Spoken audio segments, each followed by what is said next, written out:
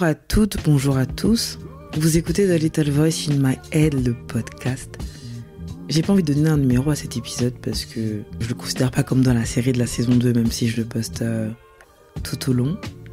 Ça va faire de longues semaines que j'ai pas posté d'épisode. Je pense que vous devez en avoir un peu marre.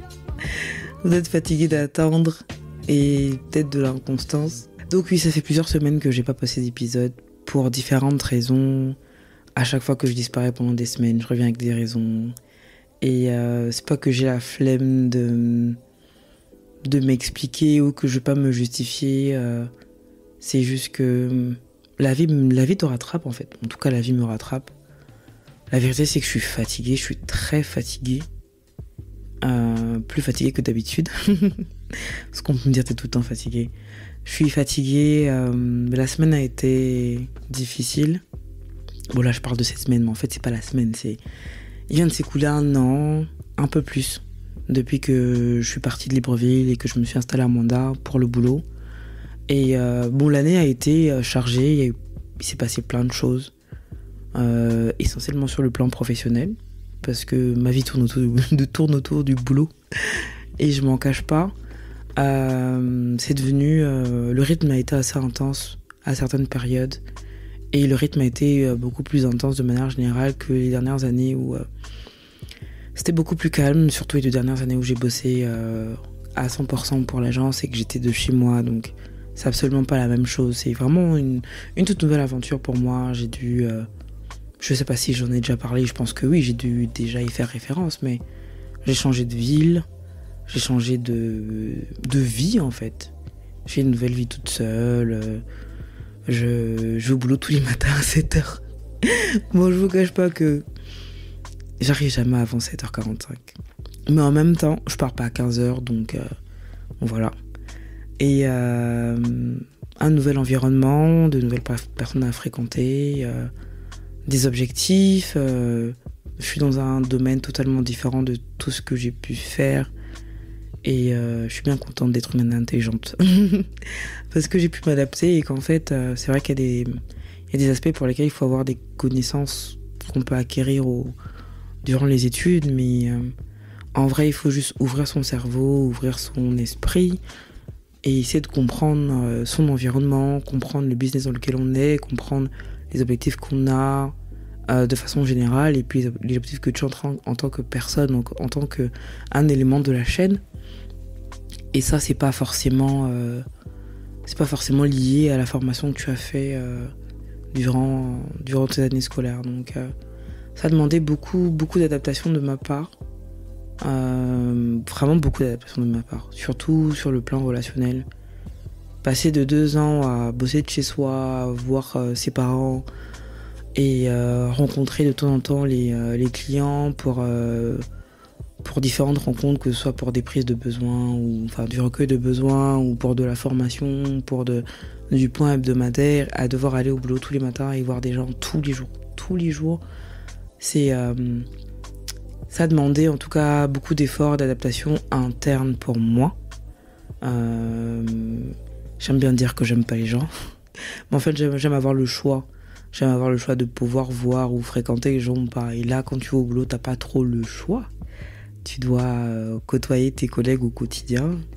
Je vous cache pas que j'ai énormément de chance. Je suis tombée sur une direction en pleine restructuration, en fait, qui a commencé à être restructurée depuis 1 an, à peu près 2-3 mois après que je sois arrivée. Et je vous cache pas que je prends plaisir quand même à partir au boulot tous les matins. Parce que mes collègues sont cool, parce que on rigole bien, parce qu'il y a une bonne entente, parce que on mange ensemble. Parce que il y en a avec qui on peut développer des relations extra-professionnelles, avec qui on peut avoir d'autres types de conversations, même si malheureusement à Manda 80% des conversations que tu peux avoir tournent autour du boulot. Mais je me sens bien. Franchement, on est une direction de la joie et en plus j'ai la chance d'avoir un management, comment dire, j'ai la chance pour l'instant d'avoir un manager qui prend le temps quand elle a le temps même si les dernières semaines ont été très très très très mouvementées de notre côté, mais qui prend le temps de discuter, de comprendre et d'apprendre aux autres, et qui écoute. C'est vraiment une grâce, j'ai envie de dire, de se sentir écouté au travail, par la hiérarchie. Parce que des fois, il y en a qui ont des managements un peu de la dictature. Donc je sais que c'est pas évident pour tout le monde, c'est pas évident partout, mais pour l'instant, au boulot, bon, c'est pas faux que je me plains des fois de gens qui ne sont pas sur la même longueur d'onde que moi. Mais je me plais vraiment bien dans ce que je fais. Et même si j'avais un problème, je sais pas plus un problème, mais je faisais une fixette sur le fait de pouvoir voir les impacts des actions que je mène. J'ai compris qu'elles ne se verront pas forcément, c'est pas immédiat, c'est pas comme je l'imagine ou comme je l'imaginais, mais de se lever tous les matins et d'avoir des projets où tu te dis ça a du sens. Ça a du sens pour toi, ça a du sens pour les gens pour lesquels tu le fais. Je me sens utile. J'ai pas encore les résultats, mais je me sens utile. Je sens que ce qu'on fait, c'est des petites étapes sur un gros procès, sur une grande vision qu'on a, quoi. Donc je suis vraiment très contente, mais à côté de ça, c'est prenant. C'est prenant émotionnellement, c'est prenant physiquement. Et du coup, il y a plein de choses qui sont délaissées. Le podcast, entre autres, mais ça a aussi un impact sur les relations que j'ai, sur mes relations de manière générale.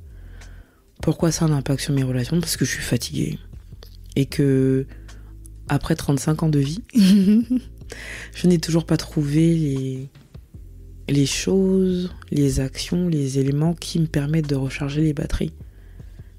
C'est pas faute d'y avoir réfléchi. Je pense qu'en fait, il faudrait que j'essaye des choses et que je me rende compte que ça marche et ça marche pas. Mais pour l'instant, j'ai pas trouvé les choses qui me permettent de recharger mes batteries. Donc, je suis très souvent sur la réserve en termes d'énergie. Et le fait d'être sur la réserve en termes d'énergie fait que je tiens précieusement à cette réserve et je la garde jalousement. Et du coup, j'essaie d'éviter de me retrouver totalement sans jus. Et ça a pour impact que mes relations prennent un coup. Je cherchais comment formuler ça, mais je trouve pas. Ça a pour gros impact que mes relations prennent un coup parce que je n'ai pas le temps ni l'énergie de donner à certaines personnes ce qu'elles veulent, ce qu'elles attendent, ce qu'elles ont le droit d'attendre d'une relation amicale. Je peux pas être aussi disponible, je peux pas être la même oreille que j'ai été ou que j'ai été à certains moments pour ces personnes-là. Et il y a des gens que j'ai malheureusement identifiés comme énergivores, et il faut pas qu'elles le prennent de manière péjorative, mais c'est des gens qui ont beaucoup d'énergie et qui en demandent beaucoup. Elles en donnent beaucoup aussi, mais j'arrive pas à absorber l'énergie qu'elles donnent. Du coup, ça n'a pas d'impact positif sur moi. Mais le fait qu'elles donnent beaucoup, elles en attendent beaucoup, il faut leur en donner beaucoup. Et c'est difficile, c'est vraiment très très très difficile pour moi. Et donc les relations s'effritent, on va dire ça comme ça. Ou c'est pas vraiment s'effriter, mais il y a de la frustration des deux parties. Il y en a qui ne se sentent pas forcément assez considérés, qui ne se sentent pas assez soutenus, assez écoutés, qui reprochent peut-être ma présence ou du moins mon absence, j'ai envie de dire ça comme ça. Et le pire c'est que moi des fois je me reproche mon absence. mais j'y arrive pas. C'est comme pour le podcast, ça me demande de me poser, de réfléchir à ce que je vais dire ou avec qui est-ce que je vais le faire, de quoi est-ce qu'on va parler. Même si c'est vrai que la plupart du temps ce sont des simples conversations, freestyle, il n'y a pas toujours d'orientation précise dès le début. Mais de me dire que je vais m'asseoir, il faut que je branche mon matériel, que je prépare le rendez-vous et tout. Je sais plus le nombre de fois où j'ai demandé des gens pour participer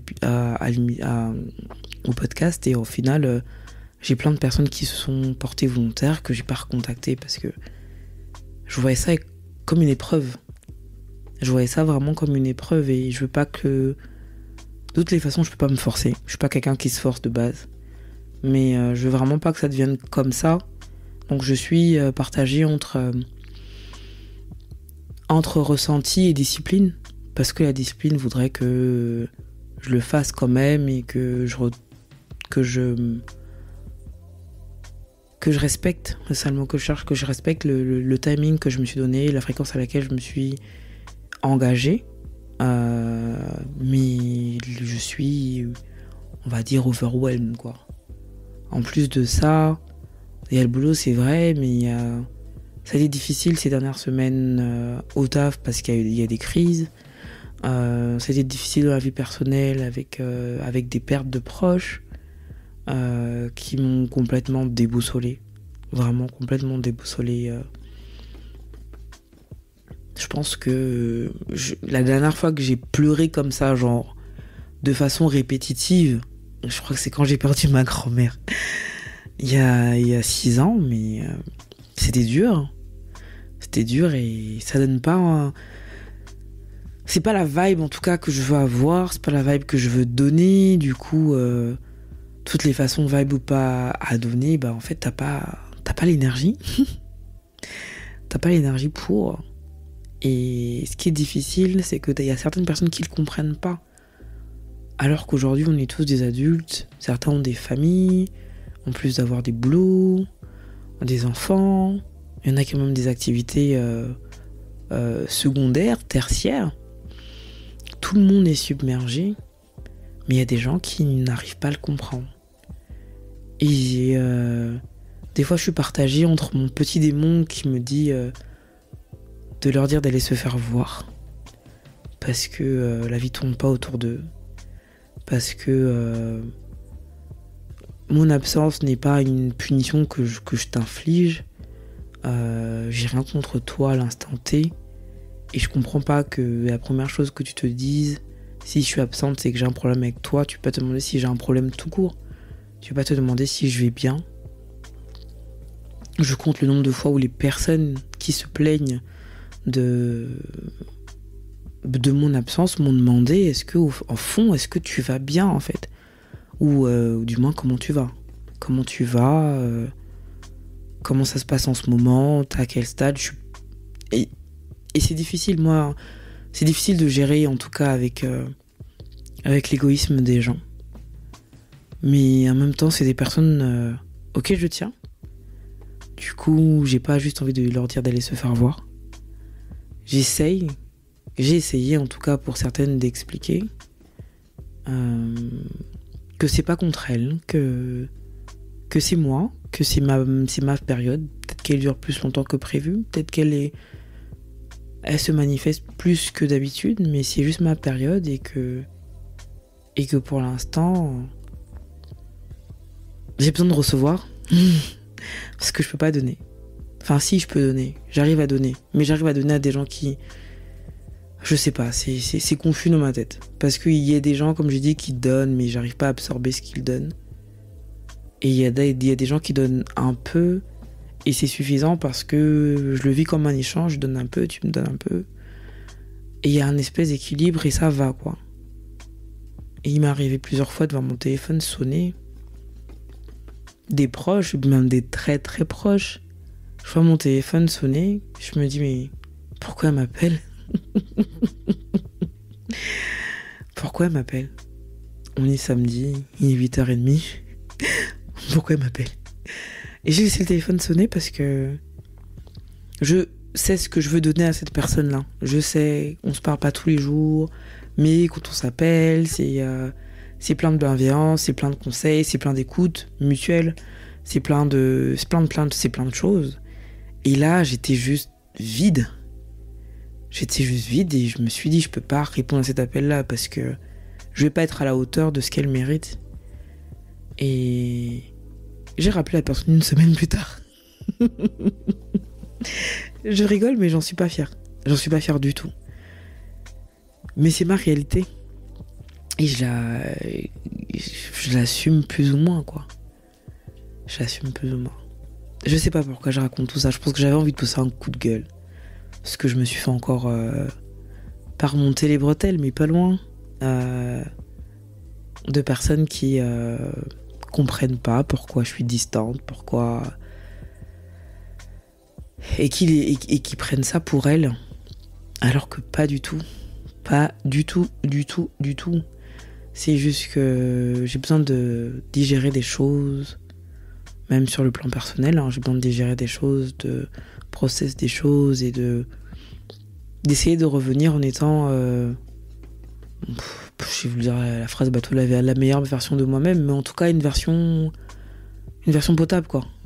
Et que quand je sais que je ne le suis pas, que je ne peux pas l'être, que dans ma réserve là, ce que je suis prête à donner ne sera même pas satisfaisant pour toi, bah en fait je reste de mon côté.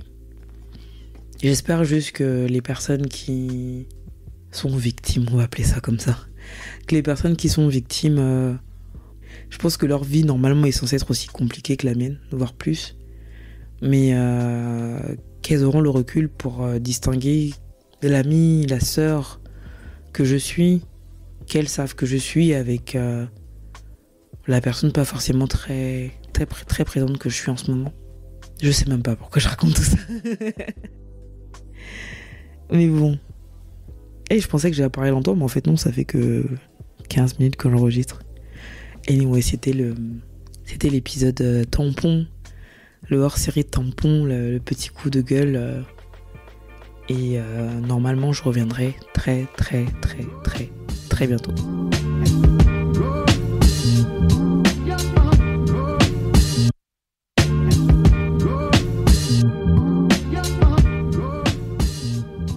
Download this podcast for free